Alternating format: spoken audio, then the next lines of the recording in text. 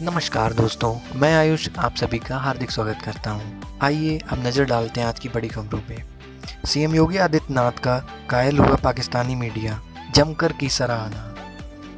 Corona संकट के दौर में मुख्यमंत्री योगी आदित्यनाथ के कार्यों की सराहना देश और दुनिया ही नहीं बल्कि भारत का सबसे बड़ा दुश्मन देश पाकिस्तान भी कर रहा है।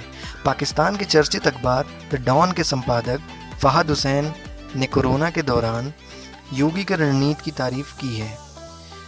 उन्होंने ट्वीट कर उत्तर प्रदेश के योगी आदित्यनाथ और पाकिस्तान की इमरान खान सरकार के कार्यों की तुलना की और योगी नेतृत्व को इमरान से बेहतर बताया है।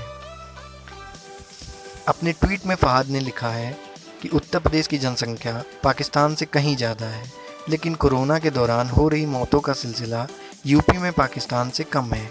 उन्होंने बताया है कि पाकिस्तान की जनसंख्या जहां 208 मिलियन है, वहीं यूपी की 225 मिलियन, फिर व्यवस्थाएं उत्तर प्रदेश में बेहतर हैं।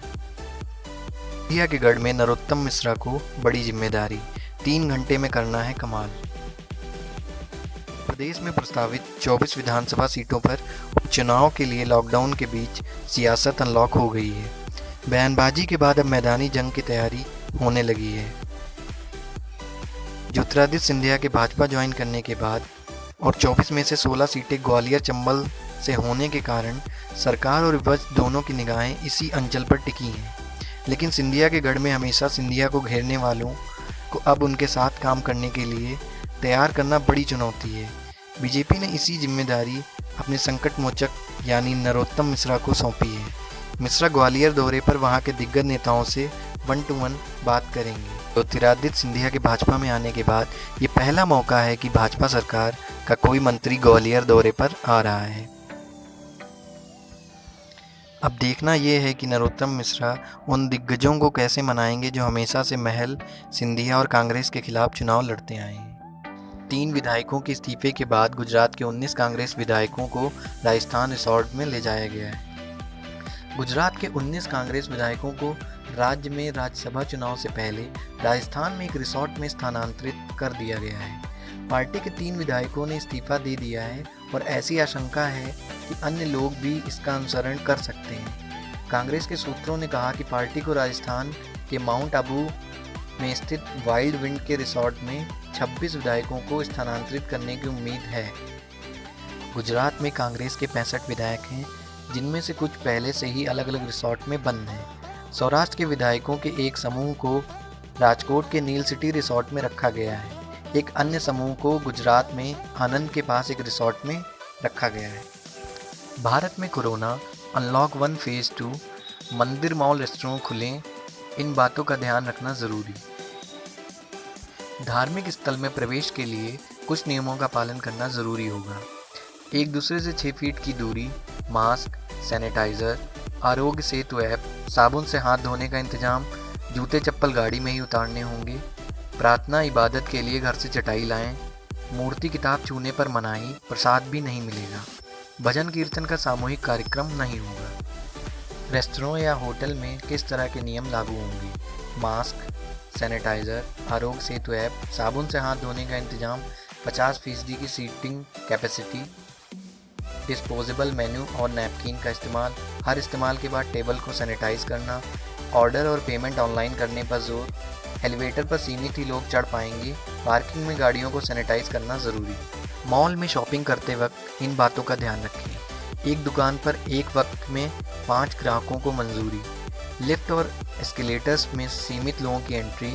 फूड कोर्ट्स में आधी ही सीटें भरी जाएंगी। मल्टीप्लेक्स या किड्स प्ले एरिया बंद रहेंगे। शोरूम में चेंजिंग एरिया अभी भी बंद ही रहेगा। हालांकि ऐसा नहीं है कि आज देश के हर हिस्से में मंदिर खुल रहे हैं। कुछ राज्यों और संस्थाओं ने अभी धार्मिक स्थान न खोलना ही बेहतर समझा है। जम्मू का माता वैष्णो देवी मंदिर अभी बंद रहेगा। इसके अलावा हरियाणा का पंचकूला मंदिर भी नहीं खुलेगा।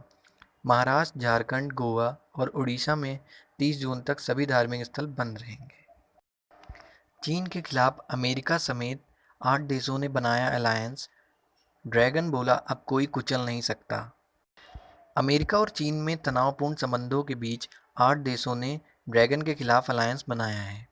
चीन को व्यापार, सुरक्षा और मानव अधिकारों के लिए खतरा बताया गया है। इस पर चीन की ओर से कहा गया है कि वह अब 20वीं सदी वाला चीन नहीं है। ब्लूमबर्ग की एक रिपोर्ट के मुताबिक शुक्रवार को आईपैक को लॉन्च किया गया था। इसमें America, Germany, Britain, Japan, Australia, Canada, Sweden, Norway और यूरोप की संसद के सदस्य शामिल हैं। इस अलायंस का मकसद चीन से जुड़े मुद्दों पर सक्रियता से रणनीति बनाकर सहयोग के साथ उचित प्रतिक्रिया देना है। भारतीय सुरक्षा बलों की बड़ी कामयाबी, पिछले 24 घंटे में शोपियां में 9 आतंकियों को मार गिराया। कश्मीर में सेना को बहुत बड़ी कामयाबी मिली है। शोपियां में पिछले 24 घंटों में 9 आतंकी मारे गए हैं। शोपियां के पिंजौरा में चल रहा एनकाउंटर ख़त्म हो गया है। आज 4 आतंकी मारे गए हैं। ये चारों हिजबुल मुजाहिदीन के आतंकी हैं। आतंकियों से भारी मात्रा में गोला बारूद और हथियार बरामद किया गया है। दक्षिणी कश्मीर के शोपियां जिले के रेबन इलाके में कल 5 आतंकवादी मारे गए थे। यानी पिछले 24 घंटे में हिजबुल के 9 आतंकियों को मारा गया है। मध्य प्रदेश में बिल नहीं चुकाने पर बुजुर्ग को अस्पताल के बेड से बांधने का मामला, सीएम ने कहा सख्त कार्रवाई होगी। मध्य प्रदेश के शाजापुर जिले में एक बुजुर्ग व्यक्ति को अस्पताल के बेड से बांधे जाने का वीडियो वायरल होने के बाद हंगामा मच गया है। राज्य के मुख्यमंत्री शिवराज सिंह चौहान ने इस मामले में खुद संज्ञान लिया है। सीएम ने ट्वीट कर कहा कि शाजापुर के एक अस्पताल में वरिष्ठ नागरिक के साथ क्रूरता व्यवहार का मामला संज्ञान में आया है। दोषियों को बख्शा नहीं जाएगा, सख्त से सख्त कार्रवाई की जाएगी। हालांकि इस पूरे मामले पर अस्पताल प्रबंधन का कुछ और ही कहना है। अस्पताल प्रशासन की तरफ से कहा गया है कि बिल के भुगतान की वजह से बुजुर्ग को बेड से बांधे जाने की बात गलत है। बुजुर्ग को दिमागी बुखार है, उन्हें झटके भी आ रहे थे। उनके झटपटाने से बोतल लगाने के बाद सुई के टूटने का खतरा रहता है, इसीलिए उन्हें रस्सी से बांधा गया था। अस्पताल की तरफ से यह भी कहा गया है कि मानवता के आधार पर बुजुर्ग व्यक्ति के इलाज का बिल भी माफ़ कर दिया गया है। इलाहाबाद विश्वविद्यालय में एडमिशन के लिए ऑनलाइन आवेदन की अंतिम तिथि हुई तय। स्टूडेंट्स 30 जून तक कर सकेंगे आवेदन। इलाहाबाद विश्वविद्यालय ने शैक्षिक सत्र 2020-21 में स्नातक, परास्नातक सहित अन्य पाठ्यक्रमों में एडमिशन के लिए अंतिम तिथि 30 जून निर्धारित कर दी है। इलाहाबाद विश्वविद्यालय में एडमिशन सेल के निदेशक प्रोफेसर प्रशांत अग्रवाल ने यह भी कहा है कि ऑनलाइन आवेदन के लिए निर्धारित अंतिम तिथि कोविड-19 के अनलॉक में भारत सरकार द्वारा जारी होने वाली एडवाइजरी पर निर्भर होगी। आपको बता दें कि इलाहाबाद विश्वविद्यालय में विभिन्न पाठ्यक्रमों में दाखिले के लिए प्रवेश परीक्षा 1 अगस्त से शुरू की जानी है।